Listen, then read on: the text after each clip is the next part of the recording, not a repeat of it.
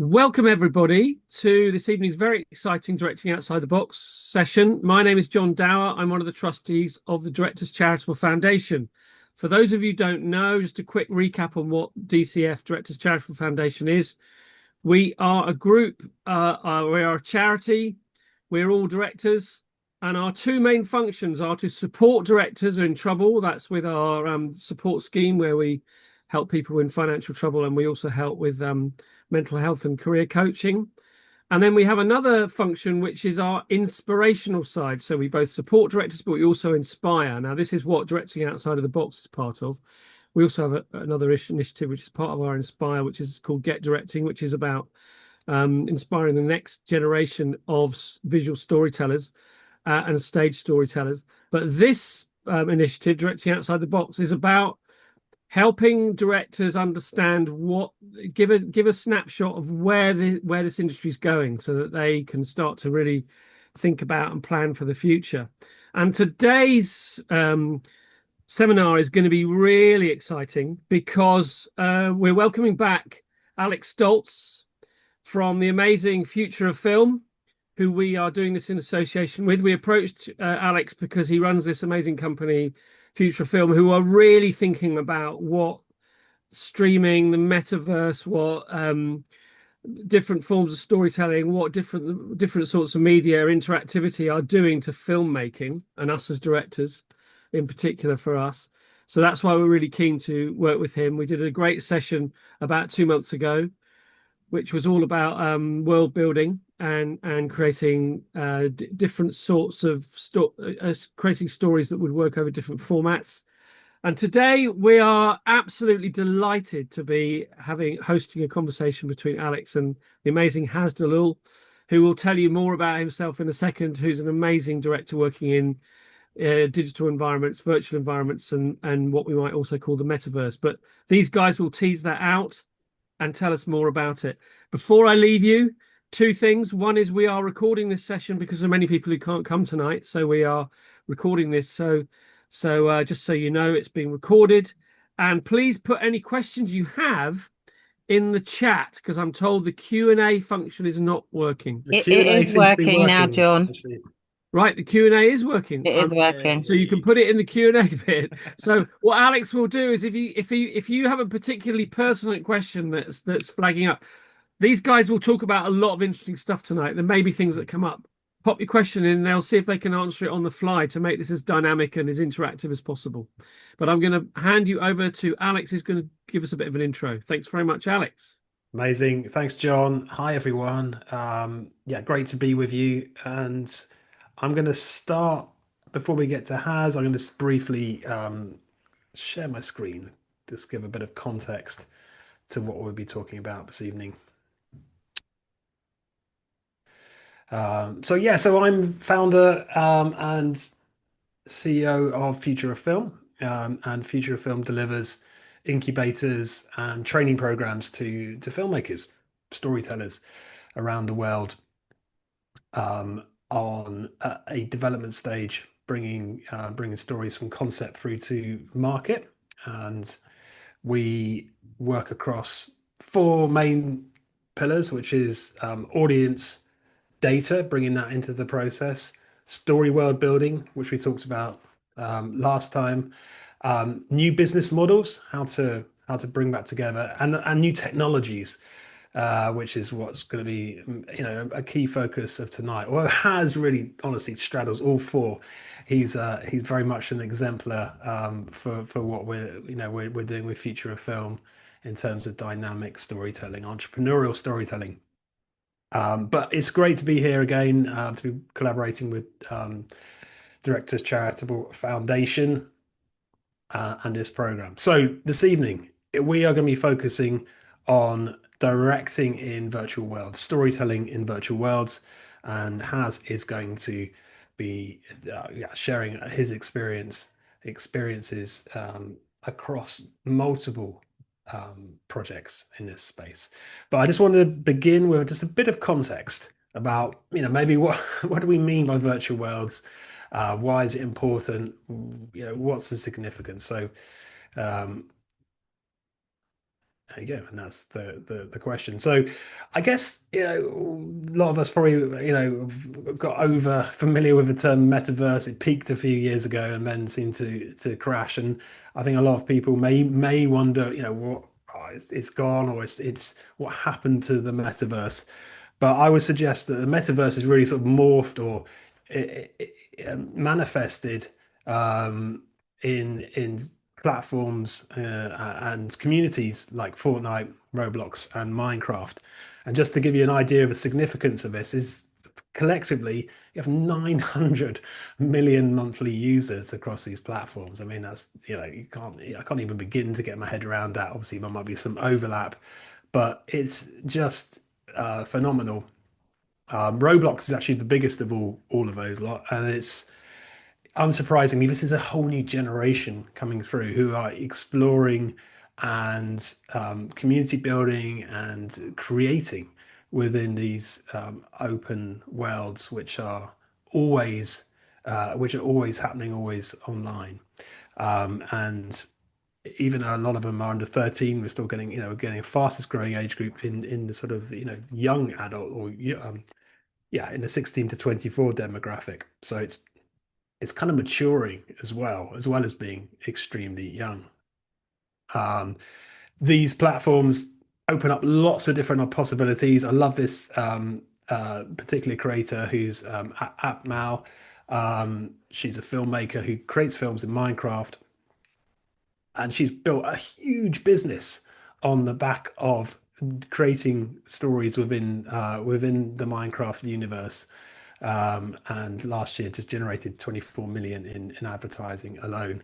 So extraordinary what people are doing in these spaces. So it's really, these are really significant and we need to sort of, take note. And then the other aspect is just, maybe a bit more familiar, is just how virtual worlds and filmmaking are interacting. And there we have, the world's most famous film director directing within a virtual world with a headset on. And that's, very much a sort of virtual production play. Virtual production is that fusion of 3D virtual technology, real time, and the set and live sets, and it brings those two together. And so there's a lot of crossover there. Obviously, we could do a whole series on virtual production, but that's one element. Motion capture, again, these elements all overlap to some extent or cross-pollinate, but motion capture. But on the right there's you don't even need motion capture suits anymore to do mocap. That's a technology on the right there called Move.ai, which can be used with just a few iPhones to do mocap. I know HaZ is going to talk a lot about directing in mocap. And then lastly, there's the big tech is coming for you for your eyeballs. There's there's so much money being invested in the new stage of glasses and headwear to create immersive experiences, whether that's full VR or in Google Android XR glasses, AR. And they're really, they're really going to be pushing this. So there's increasing the opportunities, obviously, to tell stories in those spaces. So that's a bit of context. But I'm now gonna move to the main attraction of this evening is HaZ, and well, welcome to the conversation, HaZ. Thanks. Great to be here.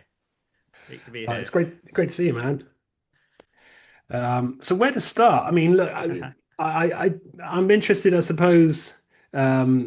We join you like quite an interesting moment in your career, right? Because you've just, I think you've just completed released one feature film. Yeah. Was it last year? You're wrapping on another one, but you've also made a transition in your career now to do more. I don't know. Tell us about that.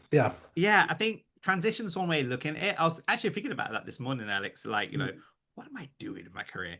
And the thing is that it all boils down to one thing. Like, you can label it as a VR filmmaker, you can label it as a metaverse career, you can label it as an animation director, game cinematics director, but it all boils down to one thing: it's storytelling, right? That has not changed at all in my career since starting way back in, like, 99, 2001 kind of thing. So and that's something, a lot of people, when I speak to a lot of other filmmakers and creators, when we chat, hey, what are you up to? Hey, I'm doing the cinematics, but I feel like I'm kind of slipping away from film and TV. I'm like, well, you're not, and that's what I thought about this morning. I'm like, I still have to do a shot list. I still have to break down scripts. I still have to talk about composition. I'm still talking about pacing. I'm dealing with actors. So that hasn't really changed. I think what's changed in the transition for me is the platform that I now have at my disposal as a filmmaker is much more vast than I had, say, 10, 15 years ago. Like, 10 years ago, or maybe 15 years ago when I was starting out, like, I had Vimeo, which I put my short film project Kronos on, it blew up, and I got signed to an agent manager in LA. And then my only avenue was through the agencies and go to the studio or finances, get my movie made. That was it, right? Now, you've already mentioned a lot of the platforms already, but like, you have like Fortnite. I mean, I've recently released something in the Walking Dead universe, which is called Bridge of the Dead. And the cool thing about that is the fact that I never thought I'd get to play in the world of Walking Dead as a creator. I thought, oh, I'll have to, like, hopefully my agent will get me a booking to direct an episode on one of the Walking Dead spin-offs if I'm lucky. But I get to officially, legally, and all of that, pretty much fan make my own version of The Walking Dead in that universe. And that's because Fortnite is a very powerful platform, as you said, with the numbers, but also it's, as we get much more through the years, you're going to see that Disney are going to be giving access to, like, creators. And you have to be a registered creator to be on Fortnite, by the way. You can't just be like anyone, because you monetize, right? And I'm going to talk about monetizing as well. But the fact that I can just make something within brand guidelines and really flex my filmmaking skills into that virtual world, and all these people get to play it. An audience which I never thought would get to see my filmmaking style is getting to see that. So with all of that, that's one of the reasons why I decided, like, I'm gonna, like, kind of rebrand myself into, like, Beyond the Pixels, which is essentially, I'm thinking beyond the pixels. I'm thinking way beyond typical filmmaking. Like, I am a storyteller, and I'm going to use whatever tools it takes for me to keep working to tell stories, essentially. Yeah. And so is it chiefly about the accessibility of these platforms that makes it so appealing to you? Yeah, the accessibility is a big thing. Like, the barriers have lowered much, much lower than they could ever be.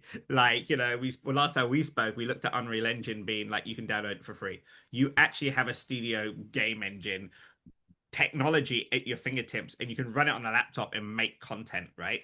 And when it comes to game making, like, a lot of filmmakers are gamers and love the game world, right? Like, I remember seeing an interview a couple of weeks ago with Alex Garland. He's a huge gamer, and now he's directing the Elden Ring movie, which got announced, which is amazing. But the point is, a lot of filmmakers are gamers, but they always look at games and like, oh, it's coded, it's a lot of work, a lot of time, it's not even in my wheelhouse. That's not true. Like, you can just download Fortnite and within a day go through some tutorials and then make something. Even if someone just walking around in the world, the cool thing is, it's not living just on your PC. It's on your PlayStation. It's on your Xbox. It's on your Switch. It's on your kid's Android phone or your nieces and nephews. That's what's really appealing. There's accessibility is one thing, but there's the fact that I have numerous avenues for people to see my stuff. Like, back in the day, if I was trying to make a game, like, oh, you have to download the executable or download the Steam code. You have to have a really cool graphics card. Now I'm just like, hey, have you got a Switch? What console you have? Type this code, boom, play it. And I still get that butterfly feeling seeing my stuff on a TV screen. Like, I went to Selfridges a couple of months ago. This cheeky thing that they had Fortnite running. I just typed in my game and it just came up and people started playing it. That's what I mean, man. It's not just accessibility, but you can tap into the audience and become your own marketer. And I think that's what's really interesting. Yeah. Well, that's I definitely want to get into that in terms of how you position yourself in the marketplace and that yeah, embodying that. I mean, I don't want to call it, well, it's self-promotion, but anyway, we'll come on to that. But maybe let's start maybe about a little bit about like your experience as a director. Has, you've directed feature films, you directed, like, major shows for Disney, um, and then how does that experience, translate across when you're going when you are, say, doing something in the virtual world? I know I was looking at maybe hopefully people had a chance to look at the rap game um yeah, clip where you're directing performers in mocap and bringing them into Well, I Fortnite. mean, that's a really good segue in terms of like television, right? Having worked at Disney, and I've worked at the BBC when I was a visual effects supervisor and a visual effects producer. So the television world is something I've always been familiar with, whether directing or before directing a VFX producer. But what was really interesting was the BBC and Fremantle reached out to me. This was via my previous company, HaZimation, which is an animation company, and they were like, "Look, we have these shows. We need a filmmaker that understands that generation over there, which is the Fortnites, the Roblox, the Minecraft people, and we want to get our audience from the BBC iPlayer onto that show, and tap into Fortnite world. How do we do it?" And it was really interesting because it's kind of like a blank slate for me, and it was amazing because like the executives at BBC are like they got their finger on the pulse, and the executives at Fremantle, like, they knew like this is the future. They've got a lot of shows. How do you increase longevity? So they tapped into my directing first. It's like, yeah, how would you, how would you understand television? You understand the format of television. You understand, how series are broken down. And you also understand gaming. How do you bring the two together? And there was a lot of conversation for months before we even decided whether it was going to be Fortnite or Roblox or something. It was just like, what do we how do we keep the same essence of television, like the unscripted format, which was Rap Game UK, into the world of Fortnite, where the audience don't have patience. It's the TikTok swipe generation. So now the director mind is like, okay, pacing, I can't go in for like really long cinematic moments like I would do if this was a game cinematic. Now it's like, how do I do an introduction of the Rap Game UK before people start playing in a cinematic way? And actually kind of remind me of Top of the Pops. Do you remember Top of the Pops back in the day on BBC One? Like, I remember when that show started off, you had this big camera swooping down, and you see all the audience. It's kind of going back to that. So with my directing hat, I have to understand pacing. I have to also understand lenses, and that's the other thing. Also, like, I tell everyone that's directing or want to get into directing is understand the world of lenses, because it's not just lenses in real world. Those lenses are actually pretty much accurately mimicked in video game engines. If you look at games like The Last of Us or any game made in Unreal, for example, those lenses are based on real world lenses. So if it's 35 mil, it's a 35 mil. A 2.4 row crop is a 2.4 row crop.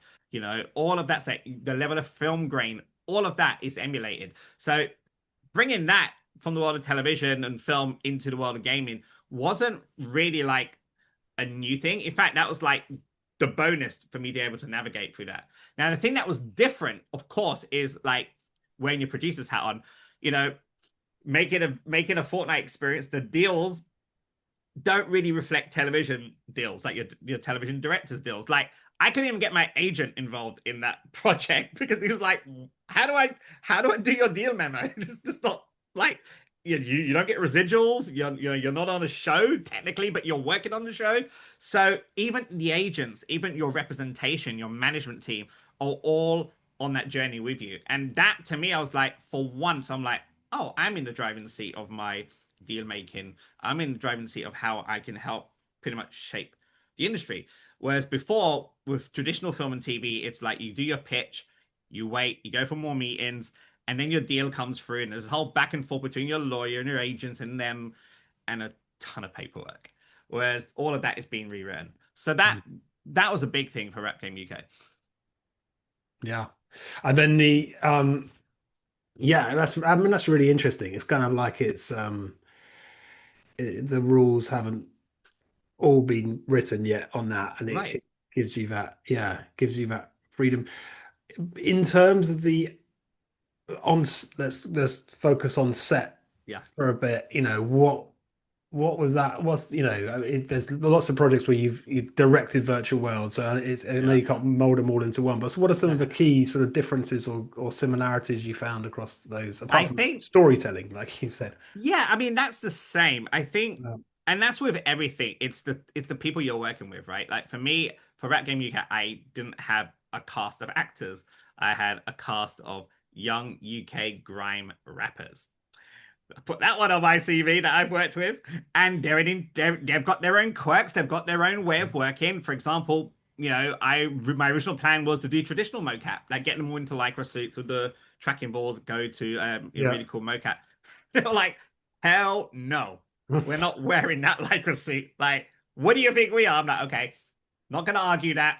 So then it forced me to do some research. I'm like, damn, I've got to like figure this out because like we kind of need to mocap though. And we looked at Move AI. Move AI was and at the time, it didn't really fit because look, the way we shot this was exactly how you shoot the TV show. Like very, very fast. You have a day, get them in and out. There's literally maybe half an hour rehearsal just for blocking and then go because it's unscripted. You don't know what's going to come up. The only thing you have to tell them is, please don't drop the F-bomb because this is going on Fortnite and it's rap music. So you can imagine that. So there's a lot of rewrites and lyrics. But what I ended up doing was I ended up just doing some research and I realized that there's this company called Target 3D and they have a system called Captury. And this is all brand new. And this is, again, the beauty of my job as a director is like when I'm working on traditional live action, I do a lot of research about the story and so on, right? Or locations. But like for this, I had to research technology in order to make my life easy in order to get the best performance at my actors or my rappers. So Capture is a system where it's optical cameras, that video optical cameras, but you don't need to wear any specific markers or anything like that. And you can capture 3 to 6 people at the same time with hand and fingers. So that was like mind blowing. Okay. So, but of course, with every technology, and that's the thing I tell all directors is go in there with an open mind that things can break. So have a conversation with your line producer to make sure there's allocated tech recce time, like as you would do on any green screen or any shoot. But specifically if it's new tech, allocate some time. We had executives coming in from BBC and Fremantle to kind of have a look. So you kind of want to do your test before they come along because they don't want to see anything that's messing up. It's usually alarm bells. But I was pretty much blown away by how fast we were able to capture everything. The big thing for me was to make sure that the actors didn't feel like they were in a technology space, because the minute and these are not actors. I get this with some actors, but people that never acted, they're like either, oh my god, this is amazing, and get so distracted, or they're like, this is a bit too much. Like, where do I stand? What is this? Why do I have to keep recalibrating my mocap? I don't get this. So there's a lot of, like, from a director's point of view, you spend a lot of time trying to calm them down and say, focus on the lyrics, focus on the music, And one of the cool things I found was because this was in a video game engine, I was able to kind of mock up something very, very quickly, have it on my laptop, and give them a controller. And the minute they start seeing a rough version, because what we did was we asked their management and the producers to send us photographs of all of them, and they would take photographs of them wearing their favorite outfits and like front, side, back, and we'll take those photographs. And we have this guy called Miles he's like the lead animator. He took those photographs and put it in a software called iClone, and they was able to kind of create 3D versions of them. Mm-hmm. And then there's this other bottleneck you have to kind of like, can of worms, let's say, and that is they've got to be happy with their digital avatar.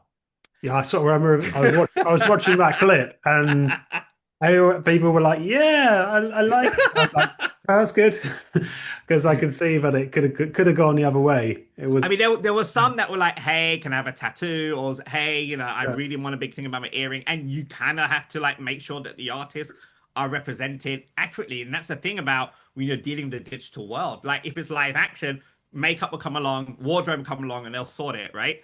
Yeah. But in the digital world, it's kind of like, you're not doing photo real. It's Fortnite, which is why, there's a level of education as a director when you're working with, whether it's the people, the actors, the rappers, or even like the producers, or even people from the record label came down. We have to like educate them to, hey, this is Fortnite. This is the stylization of Fortnite. So we're going to do a stylized version of your artist. We're not going to do a photo rendering. It's not going to be an accurate representation. It's just the the highlight moments visually of what stands out. So we had this famous grime UK rapper, Grammy Award winning Flowdan, who came down, and his big thing was like, gotta get my chain, bro. I've got to have my chain. We're like, done. Your chain is amazing. Don't worry about the jeans, the chain. So all of that stuff is super important. And as a director, you have to navigate that, right? But the cool thing is the fact that the minute you give a controller to someone and they start playing it, as opposed to watching a video clip, it changes everything. And all of a sudden, you're not thinking about the frame. You're thinking about player agency. You're thinking about everything around them. You're thinking about the experience. And that's what, for me, from a director, that pushes it to the next level of directing. Yeah, that's a big shift. There was a question in the chat from John Strickland about, was it Target 3D, the mocap system? Can that be set up anywhere, or do you have to go to them? Is it? Yeah, so Target 3D is the company, and they're based in East London. Capture is it's not like a portable device. It's a system. You need a really good square footage. You need like a digital village, someone to operate it. It's full on. It's like a Vicon setup. Yeah. That's really interesting. Going back to that point about the frame and there not being a frame, that seems like a significant shift from a director. I suppose then is it really about performance? Is that where you sort of? It really is about putting your energy in. You can change the camera, right? Where right. It's a virtual camera, right? And that's why I really liken it to something like, it's like theater in a way, right? Although theater is like you only have one angle, right? Whereas in this, like, just act your heart out. Don't worry about the camera. Just give me the best one, because like, try to fix performance. And this is a good example. This is when I directed this pilot for Disney. This is quite a few years ago, because obviously wearing the mask. But what's interesting, we had these actors, wonderful actors, and a lot of it was about hitting your mark, because those sort of things, is very important that they hit their marks on the ground. And we also had the virtual world already built. So as they were moving around, I think there's like another slide actually where you can see the real time, the live playback. And yeah, that, for example, this is gold. Like, for any director, whether you're technical, non-technical, or into the world of mocap, if you come in and you see the virtual world in that window there, the blue window, and then you see the actors, you can literally direct them just by shouting across or running up, giving them direction, look at the screen, and to be able to see it. It's not like green screen, right? When you're on a green screen or blue screen, you're like, you do the performance, and you're like, okay, now it's going to hand it off to visual effects house, and 6 months later, we'll see something come in dailies. No, you can see this real time in Unreal, and I can get a controller, and I think there might be another picture of me actually there you go. I can actually go in there with the mouse and keyboard, like you play Doom or Quake or whatever, and I can just move around as performers are doing their thing, and the actors can see, so this is the sort of angle you want, and operators can see that this is the sort of lens I want to do. I can do all of that on the set. So when I leave that day, I'm not like, oh God, now we're in post. It kind of isn't any post, because I've kind of made my decision of post already on that day. Now it's about making it look good, make sure we have hair and groom and cloth and all the rendering and stuff. But I'm not worried about the positioning of things or how they look in frame, because I've done that already on the day. And that's the power of embracing real time. So that, for me, like, from a director's point of view, I was able to be very hands-on. And this kind of technology, you can either be as much hands-on as you want or less hands-on. It doesn't really matter. For me, I love being hands-on. I love talking to the people at the digital village and say, hey, how do I move the camera? I mean, obviously, they give you a look, say, hey, don't break the system. But, like, to be able to move the camera and be able to, like, just have a conversation with the actors and all the HODs, like, listen, guys, this is what I'm thinking about, without having to use my hand and do this, but just do it on the screen.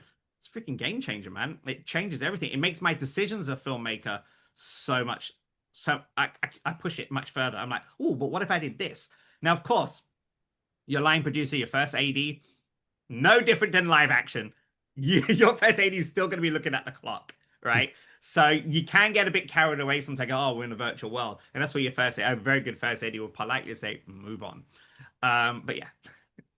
Yeah, that's really, really cool insight. This, on the other hand, this feels like tell us about this, because I'm just looking at. So this is a lot of a lot of people like say, "Oh yeah, but you have to go to a Vicon stage," or Yeah. "Oh, I don't have the money to like hire out Lucasfilm or Pinewood, or whatever." I'm Yeah. like, actually, dude, before I even went on the mocap stage, I did a little try and test it at home myself. So this is just a basic PC, and I just bought like one of those shoulder mount rigs from Amazon for like 45 quid, and that's just an iPad, and with some tutorials on YouTube, and there's tons of tutorials on YouTube, like they're like 10 minutes long. You just hook up via Wi-Fi your iPad to your PC in Unreal, and now I can control the lens and I can move it around. Because there's one thing about moving it with a mouse and keyboard, but there's something about holding the camera on your shoulder. I know some filmmakers, they actually put weight at the back of the rig to really make it feel like, when they're moving, they get that real sense of weight of the camera. Yeah. But you can also shift the lenses and everything. But what's cool is I just press play in Unreal and see all my actors running around doing their thing, and I could chase them, capture some angles. I can have all of that stored, saved, uploaded, via source control, and then the animators will look at it and go, oh, so that's the angle he wants. Sometimes they just use my camera and tweak it, or sometimes they use it as reference. But the thing is, I'm not sending them video clips. I'm not sending them massive long storyboards. I'm kind of sending them camera moves already that the animators already have something to work with, which means you're getting much faster results, and the producers are happy because they get to see more. Was this like for Max Beyond? That was for Max Beyond. So Max Beyond was the animated film that I created from 2021. So I was very fortunate to be able to make an animated film during the world of COVID. And Epic Games were very, very, very generous by offering me a mega grant to help, kickstart the project, essentially. I was also quite lucky because my very first live action film, The Beyond, was quite a profitable movie. It's very, very rare to say that, to use the word profitable and indie. But, the movie was made in 2016. It came out in 2018. It was next to Blade Runner 2049 and Wonder Woman. It did wonders. And with that money, instead of going buying a boat or something, it wasn't that much.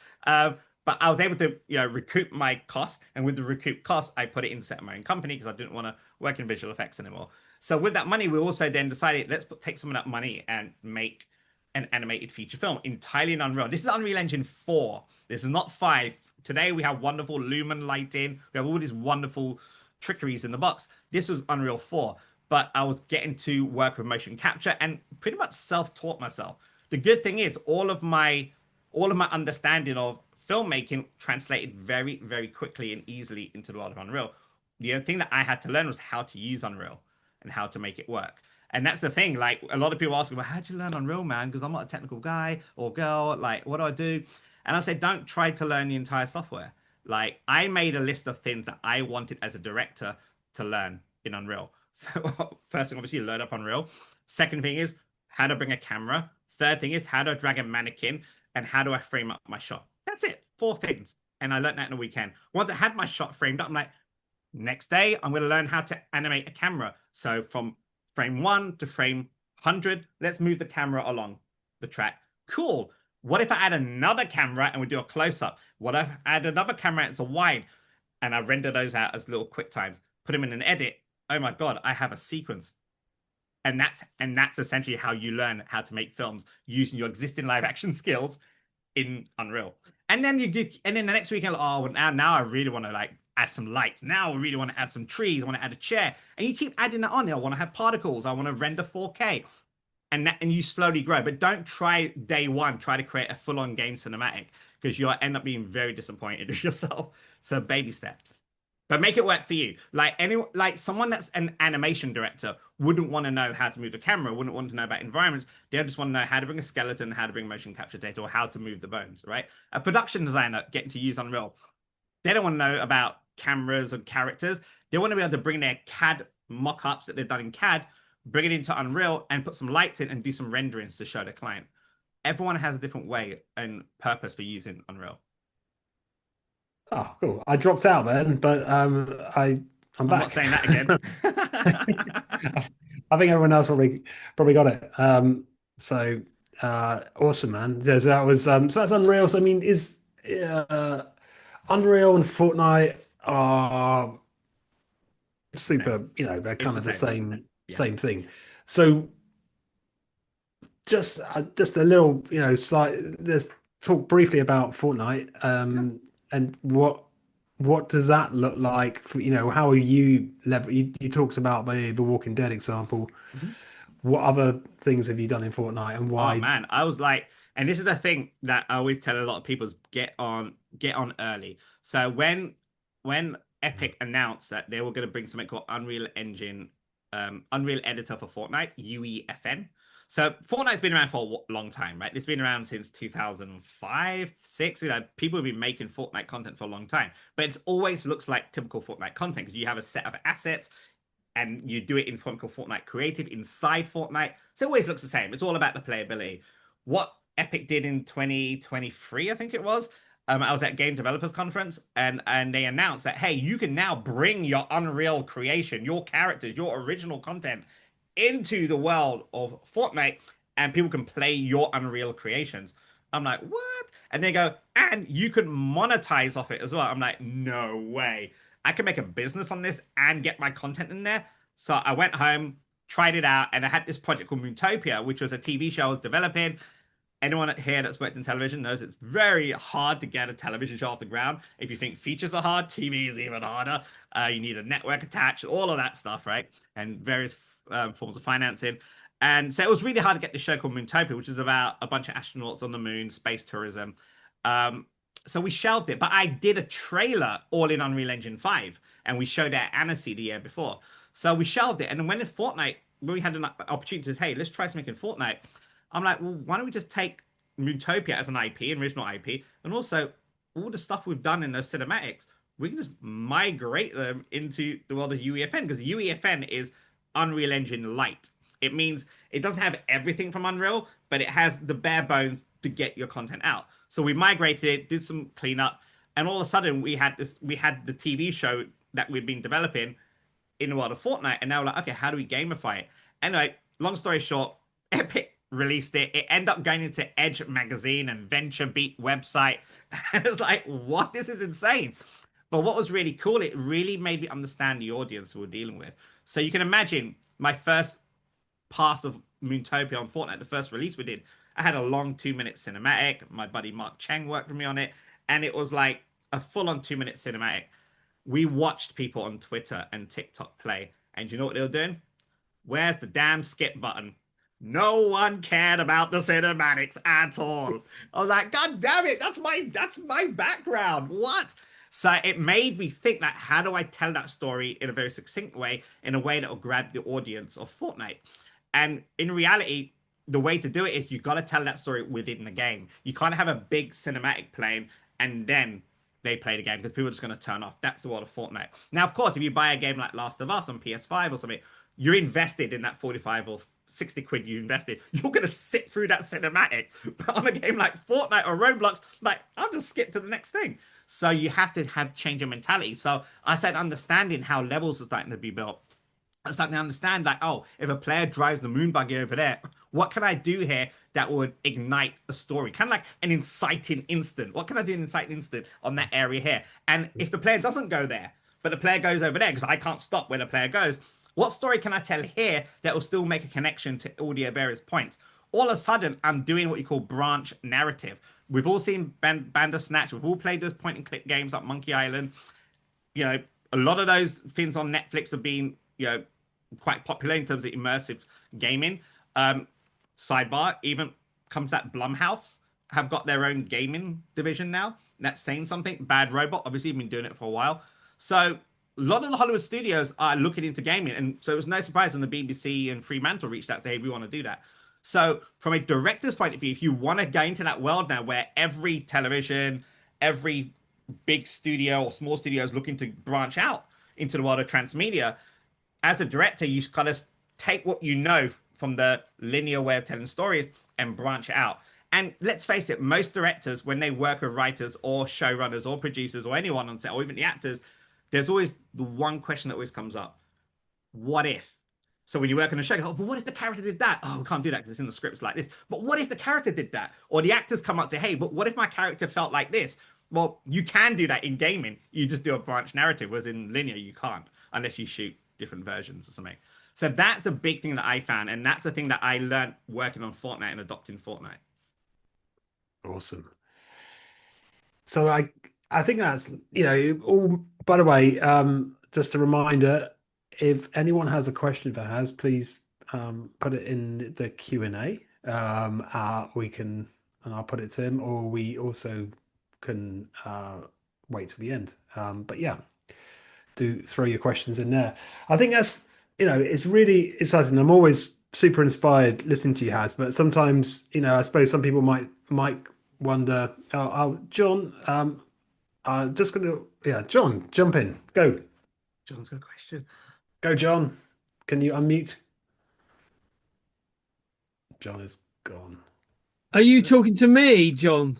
Yeah. Yeah. No, I'm trying to find out how to ask questions, and I'm not able to because I'm on the panel or something. You can. Well, you can. There you go. Just you can ask a question now if you want to. Here. Yeah. Listen, HaZ, I'm really interested in this idea of what if. So if you're talking to our directors here who maybe haven't had massive experience and are sort of frustrated with the notion that the control goes to the player, because that's really what you're talking about, aren't you? And that's what I had to get my head around when I started working in games, is I suddenly realized I wasn't the preeminent storyteller. So can you talk a little bit more about how do you deal with that as a notion, and what can you actually do practically? So in your thing, Moontopia, how did you get that core story told if player decided to go not down to take the moon buggy over there, but went somewhere else completely? It's your setup. How do you do it? It's all about your setup. That's the thing. Like when you play a lot of games, you get the illusion that you're in control, and I say the word illusion because it kind of is an illusion. The master wizardry game designers and coders, their masters are given the illusion that you are in control. But if you have your setup, so for me, the setup was a spaceship was crashed on the moon. We have to go and save the astronauts. So the first thing you see when it says 3, 2, 1, go, you see a crashed spaceship in the distance of smoke, and your first objective is go and find the astronauts. Already there's a storytelling. It doesn't matter where you're going, this is going to be a survival story, right? And as you're running and collecting your weapons, I trigger some monster sounds and camera shake. All of a sudden you're like, oh, okay, this is a survival story, but there's a monster element in there. I don't need to say that, they feel it. So that's what you start thinking from a director's point of view. And it's the same with VR. Like, I remember seeing Darren Aronofsky speak about this at one of the Trebecas, and he's an amazing filmmaker that's really adopted VR and AI and everything, and he's always like, it's all about experimenting. Take what you know and experiment. For me, I love jump scare movies, so I triggered a lot of those jump scare moments in Utopia, regardless of where the player goes. And there's an element of trying to force the player to go this way, even though they can go this way. And there's several things you can do. You can put invisible collision walls, for example, so they just keep knocking, or that gets a bit irritating. So what you do is when they go over there, you can trigger, hey, you should go this way because that's where the power cell is. And if they ignore it, you let them go. And then after 10 seconds, if 10 seconds, player is still in the area, trigger an explosion to make them go this way. It's all at smoke and mirrors, dude.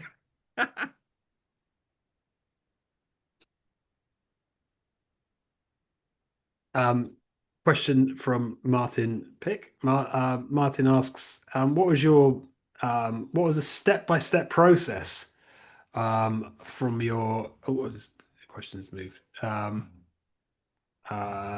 your process of coming from VFX to becoming a director? So yeah, and also if I can expand on that, HaZ, like in terms of your sort of, I guess, your ongoing process. I'm really intrigued by how Fremantle and those guys found you for Rap Game, for example. But yeah, if you get back, I mean, Martin was specifically asking about the I mean, all of this will dive into the big thing we'll talk about, which is self-promotion later, right? So I think that's we should definitely come back to. Martin, my career being in visual effects was essentially my film school. I worked in previs quite a lot. So those of you who don't know what previs is, it's basically making an animated version of the movie on your computer, or a rough version of it for blocking purposes in tech viz and so on. So I was very fortunate in my career in visual effects to work on this little movie called The Dark Knight at Pinewood. And I literally learned everything I could about filmmaking, framing, composition, editorial, everything, the film language, the cinematography language. That essentially became my film school. And then when I became a visual effects supervisor, I had to work closely with the director to understand how to problem solve. And let's face it, our job as directors is problem solving every day. How do we get that shot? How do we get that performance? We've only got a fixed amount of time. Oh no, one of our cast has fallen sick. How do we make it work? That's essentially the crux of being a director, as we can all agree, right? So in visual effects as a VFX supervisor, and then I became a VFX producer, I got to see the numbers. I spent a lot of time working with directors closely, and that became my film. So I worked with some amazing directors. I worked with some questionable directors, but I'm like, I'm not going to do that when I grow up and be a director. But you learn from that, right? And then when I became a VFX producer, I dealt with executives, studio executives, and I understand the deal of the whole magic of deal making and negotiation, the art of negotiation, and reading that paperwork and the small print and release forms and all of that stuff, legals, all of that stuff, I learned from being a VFX producer. So with the VFX producer and the VFX supervising on set, understanding cadence on set, understanding your first AD is the hero on set that will make it all work, go talk to that person. And doing previs on the computer, understanding how visual effects are done, and understanding why visual effects cost so much money when something's not shot properly, that essentially, all of that coupled enabled me to go off and make my short films. And when I got my first gig to direct a TV show, it was literally be able to walk in. I was very familiar with that territory. So visual effects is my film school. Yeah. And yeah, you had that ambition to always branch out from that. I mean, and let's dive into the self-promotion part, because I think it's I think there's definitely a there's an element of like, yeah, but it's HaZ. He's so good. He's done all these things. He's he has all this experience with Fortnite and stuff. I can't do that because it's going to take me a gazillion years to learn all that stuff. And obviously, it's about, you gotta have a drive, Alex. I think drive is the biggest thing, 100%, right? Yeah. And everyone's got different agendas in their life. Everyone's got different situations in their life, right? So that's all understandable. Like, you got to make it work. Like, for me, my drive is like you could die tomorrow. Right? I can get hit by a bus tomorrow, or I could die in my sleep, whatever. The show's gone kind of dark now. I get it. But like, anything could happen tomorrow, right? So, we're not immortal. So live each day your best life. If you want to go and make a short film, figure out a way of making a short film.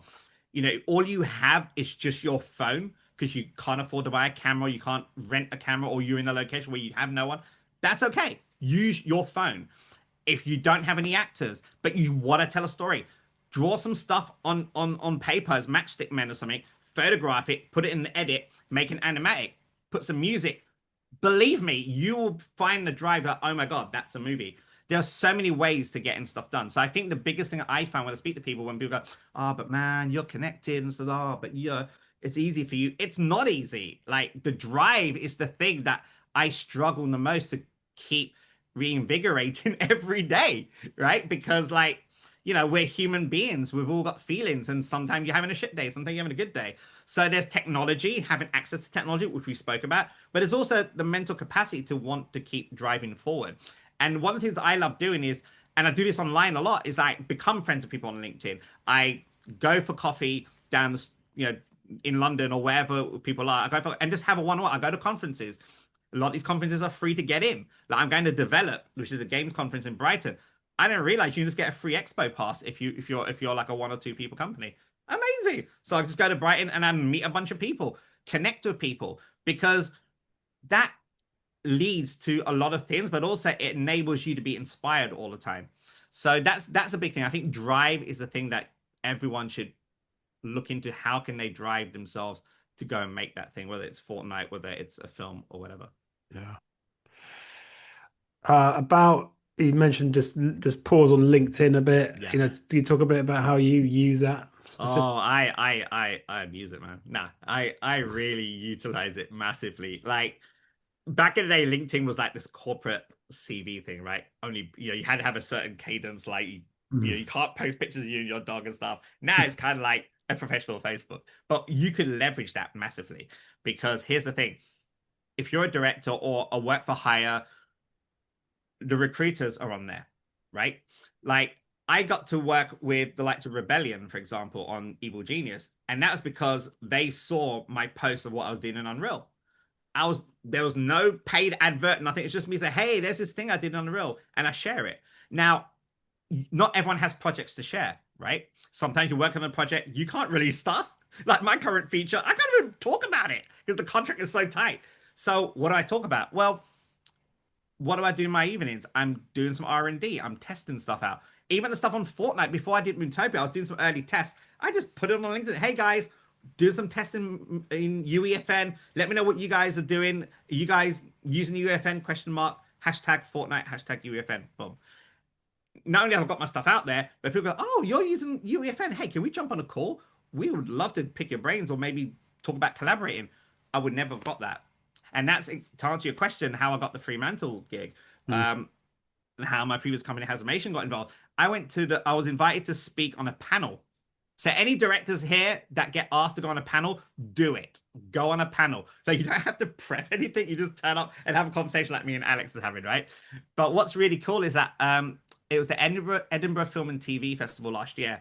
I was on a panel and I was with some of the BBC commissioners and stuff. We were all talking about Roblox and the next generation of audiences, and how do we cater for them essentially, right? Because they're the one that's driving the content. And I started talking about Fortnite, how I was looking into it, and then and some people say, hey, we should work together.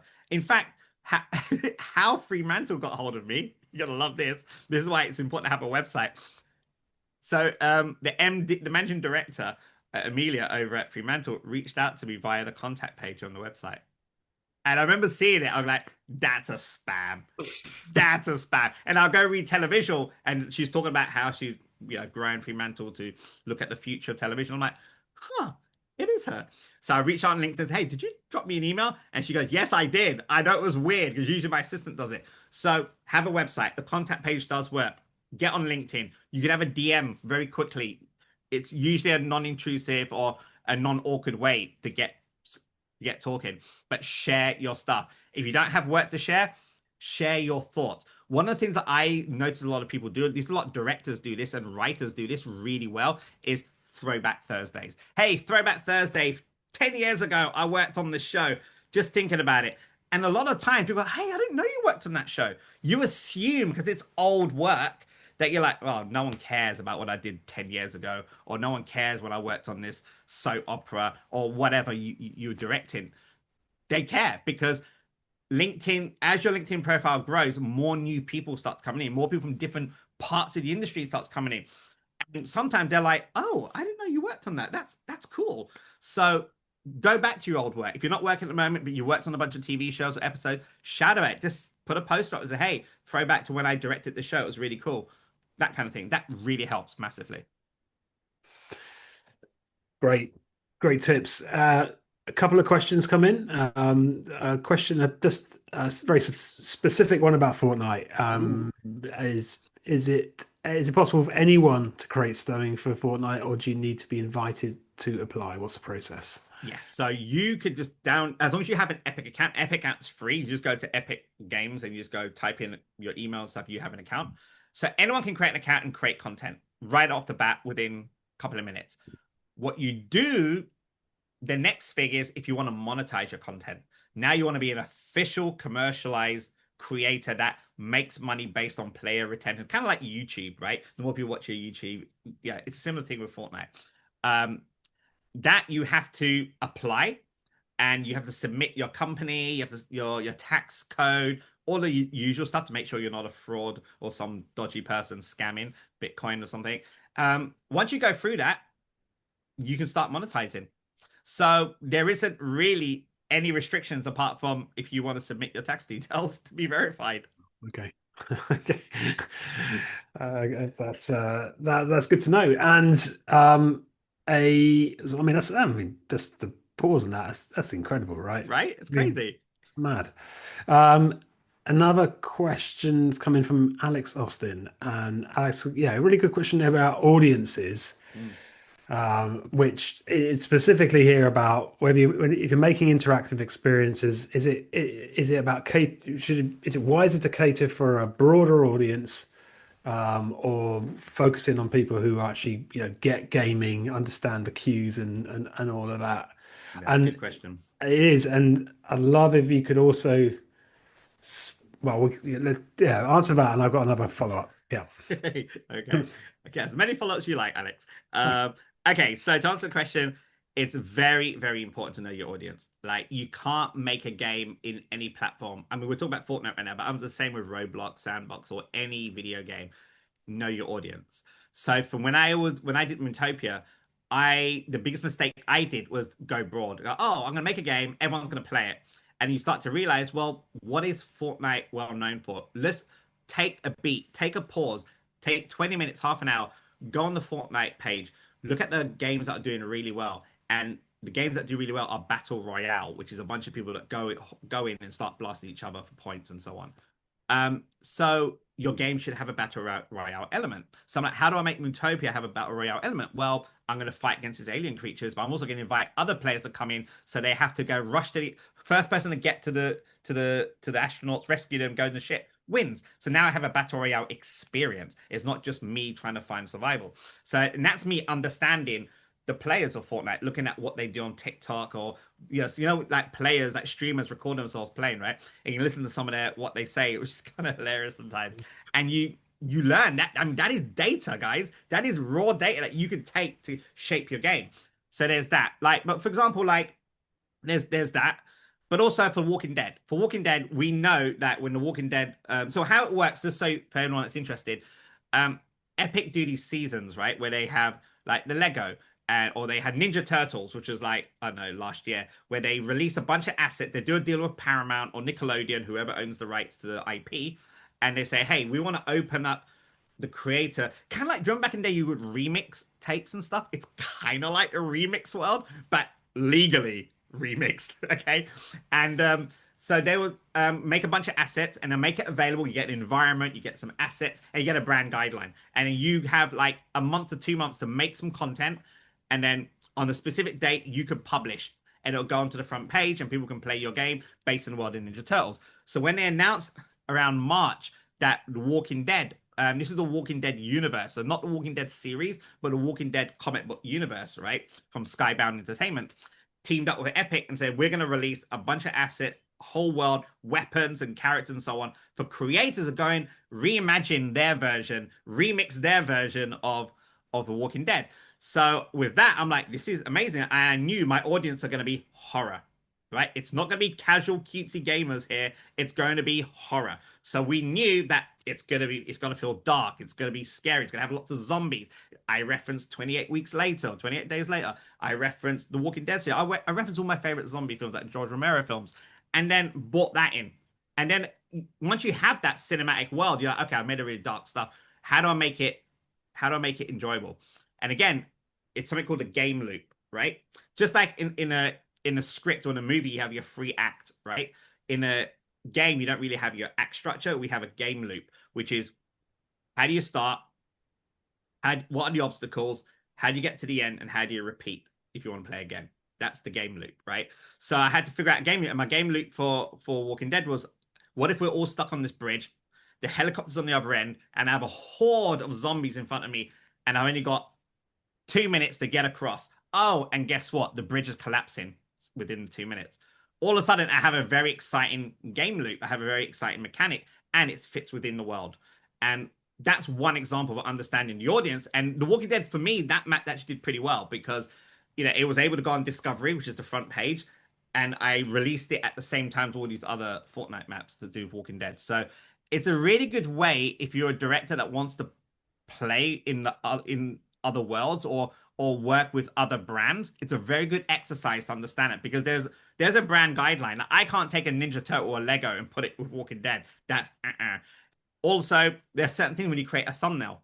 So all of a sudden now it's like, how do I make my thumbnail really appealing? Because there's the game, and then there's the thumbnail. The thumbnail is probably the most important element, because if you have a crappy thumbnail, no one's going to click it to play it. It's like YouTube, right? Where's the thumb? Where do people see the thumbnail?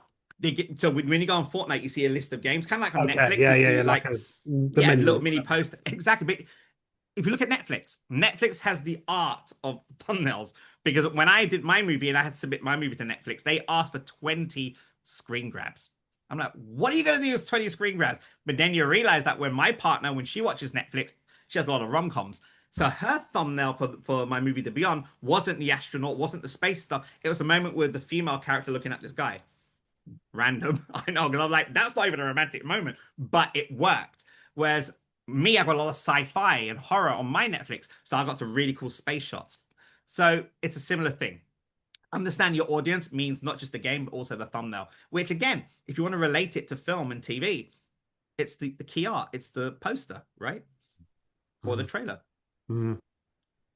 And yeah, as a follow-up question from Alex, but I feel like you've covered it in the sense it's asking, it's about, in terms of knowledge and gameplay accessibility. It's the same point, really. I suppose it's like, who's your audience you're going after? Are they do they have deep gaming knowledge, or are you looking for a broader audience who are more casual gamers? For me, I look at like I was in the tube one day and I saw someone playing on their Switch. This like, I don't know, like 13-year-old kid, and he was really into it. I kind of took a peek as I got up and I looked. He's playing Fortnite.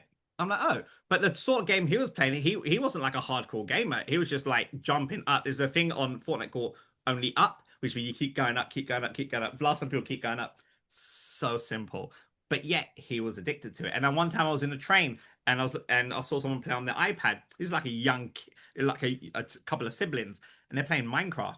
And it's so simple. They're just building blocks, and then like, hey, look what I built. This is all data. You don't need to go to AC Nielsen to get like data reports. Your data is live. Just go out there, see how people are playing. And I look at the way my brother's kids are playing. It's like, and I even tested Mootopia of them, and they hated it. They go, oh, it's like all this cinematic stuff. I just want something simple. So all of these things, in a way, you're kind of, it's not build it and they will come anymore. It's build it based on what's out, what the market is out there, and feed them that content. Your job as a director is, how do you put a slight spin on it to make it unique and original that people remember you for? Yeah. Well, let me take that up a notch, because I know you've talked about a concept of building the audience before you make the shows, and so that's taking it to the next level, right? So you're not just researching, observing, thinking about your audience. You're starting to grow that as part of the creative process. Is that kind of what you're doing at the moment on YouTube? Is that part of that? 100%. That's what Beyond the Pixels about. Like my thing early this year, I realized over the years I've been, and it's, hey, look, I'm not knocking it, it still works, right? But like the way we make films, the way we get films greenlit, we go for grants, we try to get a pre-sale.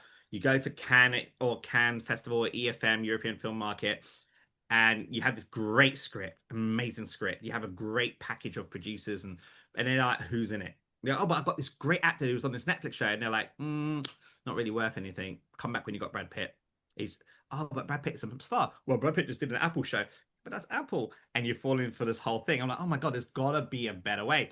And then you look at some of the data out there, like the audiences, all ages, by the way, not just kids. We're talking adults. I spend a lot of time on YouTube.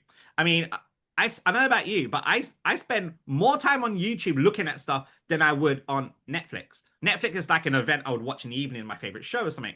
But YouTube, I'm on it 24/7. Someone send me a link, I click it, I watch it. So you got to think of that level of power. Now, as a content creator, if you want to kind of break the mold and break the tradition, the best way to create content is build an audience. Whereas back in the day, it was like, we're going to build this movie, we're going to put a shit ton of marketing behind it, a lot of P&L spending, and they're going to come for it because we have a great actor on the front cover. They're going to come for it. Whereas today, most of our audiences are like, yes, people do care about the actors and the cast. Of course they do. But a lot of it is like if you look at Mr. Beast, right? Mr. Beast, phenomenal YouTuber. He's got his own show on Amazon.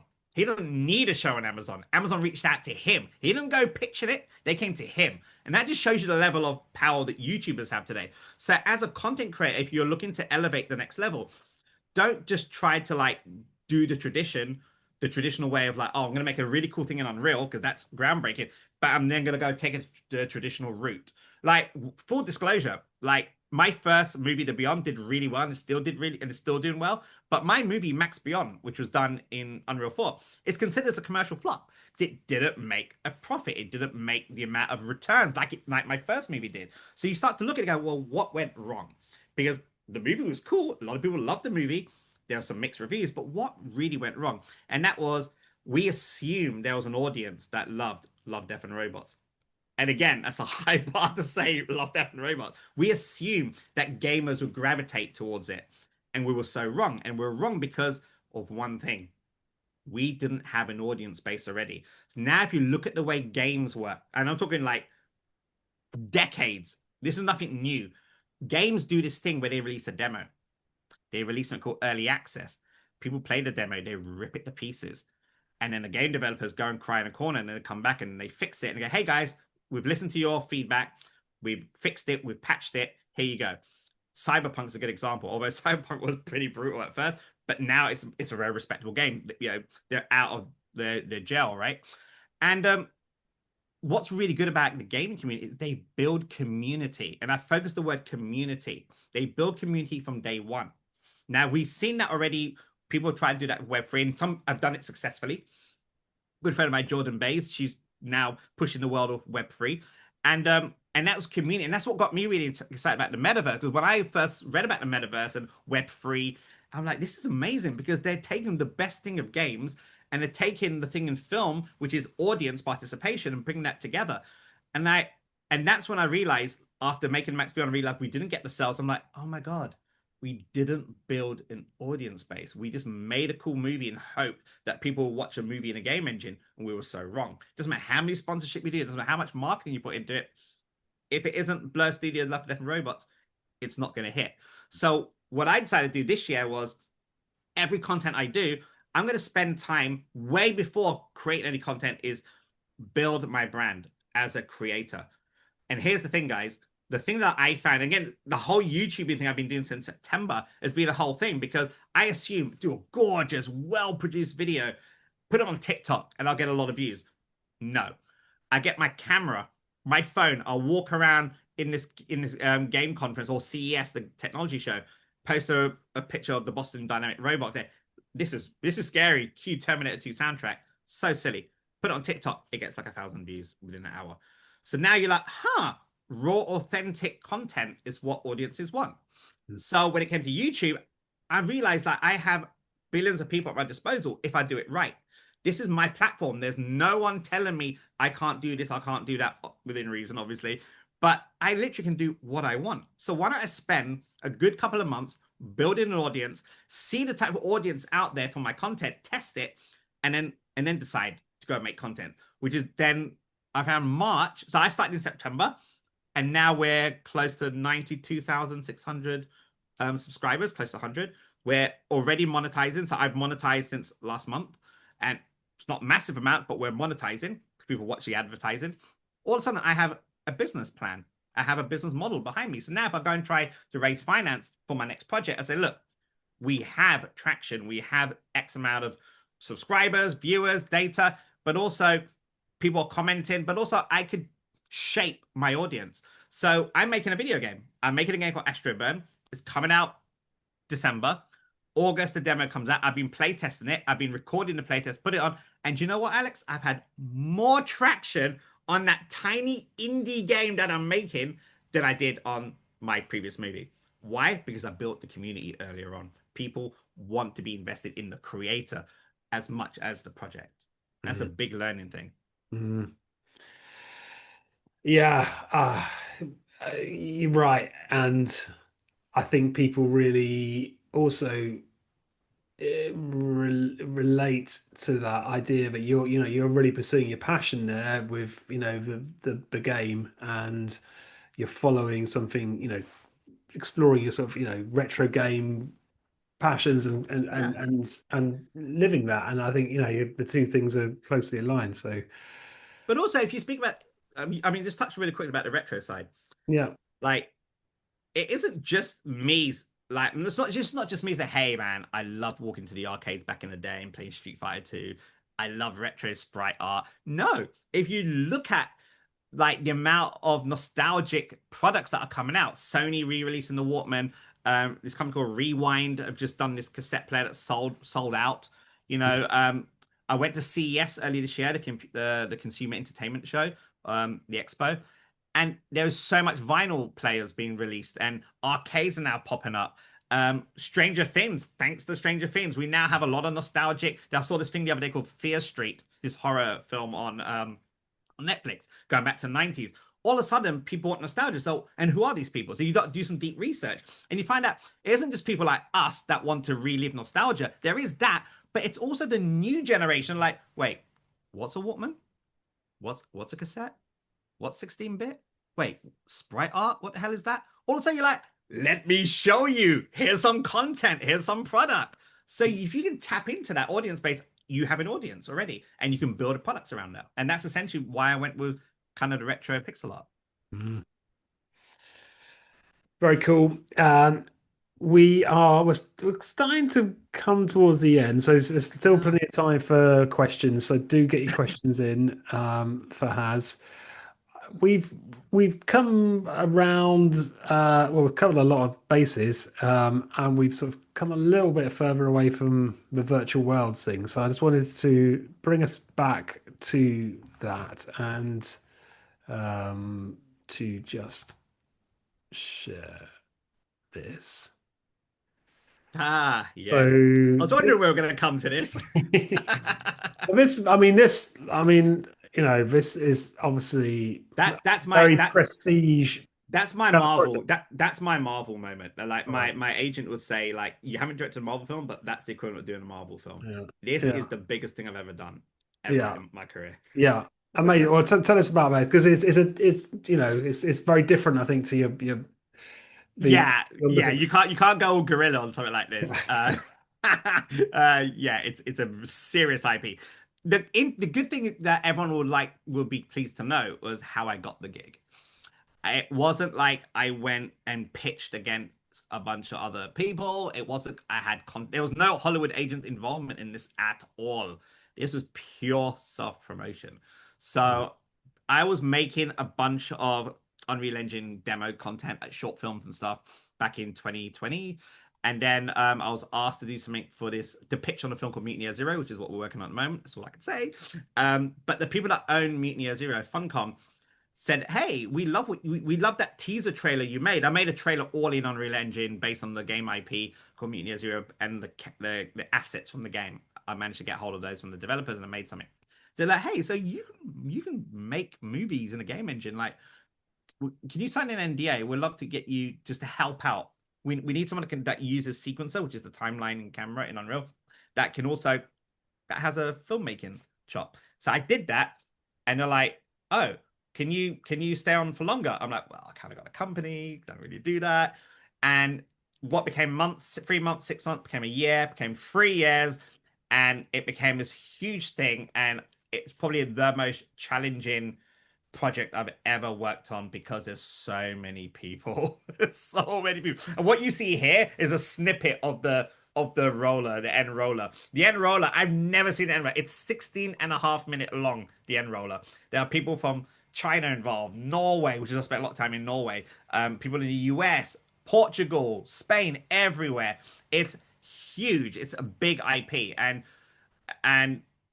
being a cinematics director on that meant that I had to find ways of telling the story while respecting the lore of the IP, and also working closely with the amazing game directors there, because there's a lot of conversations that take place. And this is not something that you can just go and whip up and say, this is done. You have to follow a whole process. So that's, I would say, all of the stuff that I've learned in my career, from live action, even from visual effects, and then down to Unreal, me learning how to use Unreal, and then learning how to work with a studio like Disney or executives, kind of prepped me to work on something like this massively. Yeah. Awesome. It looks incredible. This is all real time. Oh, by the way, this is all real time. I keep forgetting to mention. Okay, really. This is not pre-rendered. This is in game. So that was the hardest thing. Those shots you're seeing there is running at 30 frames, 60 frames per second. So you have to make decisions as a director, like, how do I get my cinematic shots? How do I utilize the amazing team without breaking the budget monetary, but also breaking the memory budget of the game? No gamer wants to sit there to wait for something to load. No one wants anything below 60 or 30 frames per second. It'll kill the game. Quick question has because as someone who's so good at self-promotion, I'm very disappointed in you because you did not mention the name of your YouTube channel. And someone's asked that in the chat. Well, I thought we were going to post that at the end. Okay. But yeah, it's called Beyond the Pixels. And please subscribe because I'm going to be posting a lot of behind the scenes stuff. But also currently, if you go on the channel, and you'll see a bunch of the YouTube links that Alex has sent out already to all of you beforehand. But go on there because one thing that I love doing is giving back to the community. And I do that in a way of just sharing my knowledge. So there's going to be a lot of videos where I go break down how I use UEFN, also how I made the Walking Dead project. Also, there'll be videos on how I'm making the current game. Also, there'll be a bunch of other videos. I feel like it's a really good platform to share, especially now that I'm monetizing through advertising. John. HaZ, I mean, look, Yes. I've rarely come across a filmmaker with your energy and articulacy, and I'm super impressed. It's amazing. Every time I've ever heard you, I've gone away going, "Oh my god, that guy is just on it." Anyway, here's my question to you. Yes. And I think I'm maybe speaking on behalf of other people as well, some of whom maybe not either as clued up with sort of interactive storytelling games, maybe wanting to make their own personal work. Now, it seems to me that you're in the very lucky position of the world that you're operating in and the genres that you want to work in being represented in games and in the kind of work that you want to do, i.e. it feels like you're a really natural fit. It's like the stories you want to tell, the genres you like, they're all represented in the world you're working in. For those of us, and I'm not necessarily speaking personally, but I suspect there may be people in the audience who are kind of a bit more, might I call, old school indie filmmakers, i.e. they want to make a film about a boy and a dog and set in a snowdrift and those kind of films, or something philosophical and delicate and poignant. Where do we go nowadays? It's really interesting talking to you, hearing from you, because you're very much attuned to thinking about how do you actually sell yourself as a director, which is brilliant and it's really important. But Alex, I think this is also a question to you, Alex Stolz, because you did a really interesting LinkedIn piece when you went to Cannes, and you basically said the model of making movies is broken. And a bit like you said, HaZ, you go to see these people and you've got the most amazing script and they go, yeah, but it's Sylvester Stallone in it. And if he's not, I'm just come back when he is, and you just walk away going, oh my God. And so, where do you see the future of kind of what I might call not auteur necessarily, but films and projects and TV shows that are, there's a kind of different kind of artistic aesthetic. Yeah. What would you say to those directors who ask you? Do you know what? That's actually a really good question. But the thing is, if you look at some of the best indie games, when I say indie, I'm talking solo developers or teams of 3 or 5 people. I'm not talking like the Dunes or the big PlayStation game. I'm talking about like indie developers, like husband and wife team making a game. Look at those games. They're very much like indie movies. It's about a boy and a dog. In fact, funny, there's a game called Lana that I played, a very cute side-scrolling game about this little boy and the cat. And you're like, this game is just walking around the cat having this conversation, but it draws you in and it slowly start to realize there's an alien invasion, but you don't see any big alien spaceships or anything. You just are just drawn with their relationship. Another game is Life is Strange, which is essentially a freaking teen soap opera. Did wonders. And again, it's all about good. And you look at the people that work on those games, they come from telenovela type writing. They come from that level of directing. So I would say to any directors out there that are not into big explosions or Michael Bay and all that, your craft in telling stories, emotional character-driven stories is equally, if not more, important and required in the world of video gaming, because people are fed up with just shooting stuff. Some of the biggest games are the ones that are like casual games is a good example. Like casual games, just people just walking around doing stuff, right? This is why the metaverse was such a big thing. That's why Roblox did really well. Minecraft, there's no shooting, you're just building stuff. Now, if you take that kind of thought and look at indie filmmaking, like I want to tell a story about a guy and his dog, or a breakup, or someone's died, an emotional, whatever you want to tell. It can be a guy in a room. It doesn't matter. You can tell that story. You can tell it even better now because you have technology like Unreal or Fortnite or anything. So I would say you're more likely going to get those stories in games than in film, to be honest. Yeah, it was interesting. I was teaching at the National Film School not long ago, and there was one of the students making a game about what they called a shut-in, as in someone who's literally in their room. And it was all about what happened in the room on their own. So that was almost the most solitary experience you can imagine. Imagine trying to pitch that. Imagine trying to pitch that to a Hollywood exec. Yeah. Nope. Whereas in the world of games, they encourage that. And I feel like because accessibility is now even easier, you don't need to have programming experience. You don't need to have teams of people. You can just like have a really good solid story and just mock a room up in Unreal. Or if you don't want to build anything, just download a room from the marketplace for like 15 quid or 20 quid, bring it in and put your characters in and tell your story. You can if you want to do it in live action, for example, it takes a long time, as you know, to get a live action film. Even an indie movie, whether it's a $100,000 movie or whatever, it still takes time to get it greenlit, right? You can mock it up in Unreal or whatever software you want to use, but I'll say Unreal, and then screen that in front of an audience. Say, how would you like to see that as live action? Already, that's a good way of getting your film in front of people. Yeah, I mean it's certainly a challenging time in conventional film, but I think it comes back to what HaZ was saying. It's about the story you want to tell. Don't try to think laterally about how other ways you might tell that story.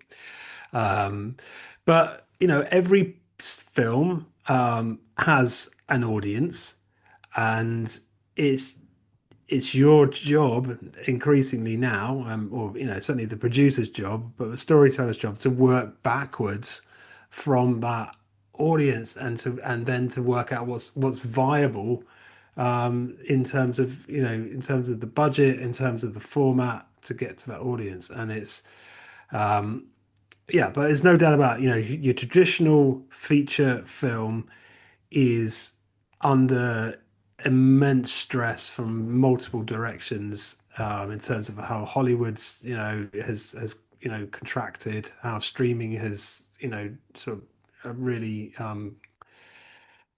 pulled out a lot of the market, and how audiences have just it's just changed. There's so many more choices now and options and so on. So it's I would suggest it's taking some of these ideas that HaZ is, it talks a lot about, it can seem very futuristic because it's like, Unreal and it's all these technologies, but these principles about knowing your audience, researching, thinking about how to bring your authentic vision to life and bring in your story as part of that, I think can apply to any also financing as well. Like, and we were talking about storytelling, we're talking about freedom to do stuff and knowing your market, all of that. But the bottom line is just like casting. The bottom line is I need the money to make the friggin' thing, right? That's the bottom line. And even the way movies or I wouldn't say, I'd say projects, the way projects are being financed is different. Like even for Max Beyond, like a lot of the financing we got through brand partnerships.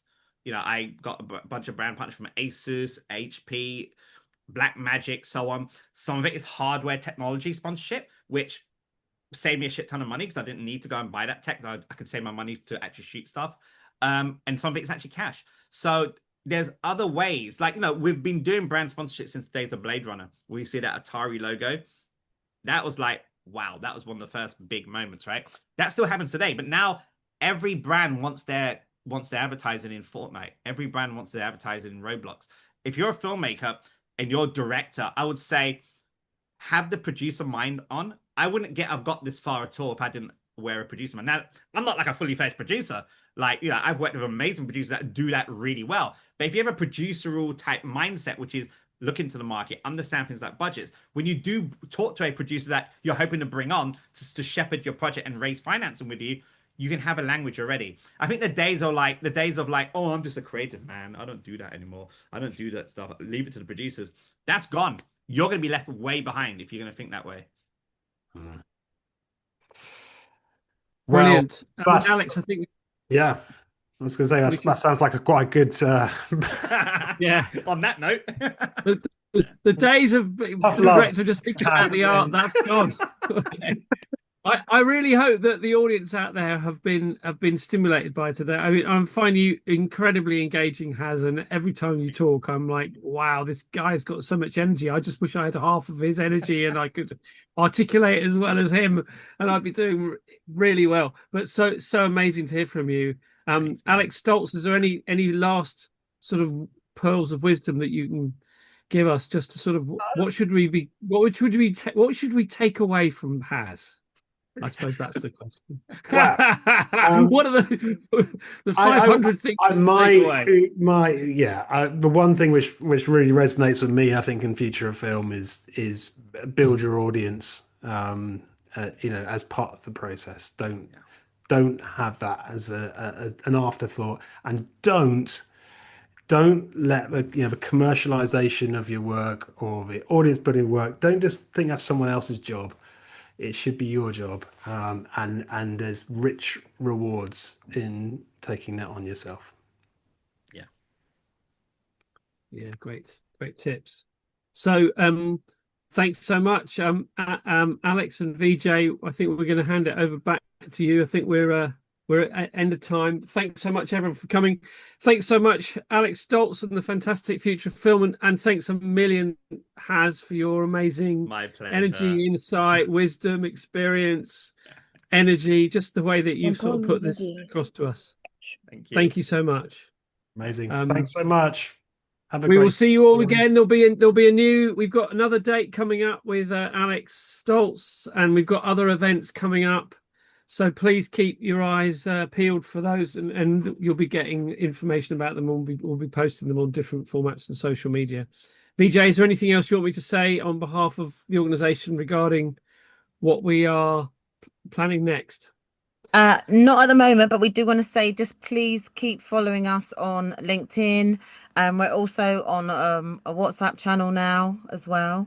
So please do follow us there, and we'll be on other social media soon, but our main one is LinkedIn. So please do follow and keep up to date with events that are coming up through that channel. Brilliant. Thank you. Thank you very much. Yeah. And also we'll be sending out a feedback form very, very soon. So please do. It literally takes like 90 seconds to fill out. So please do fill that out when Alex sends it out. Thank you. Thanks, guys. Thanks so much. Bye. See ya. Yeah.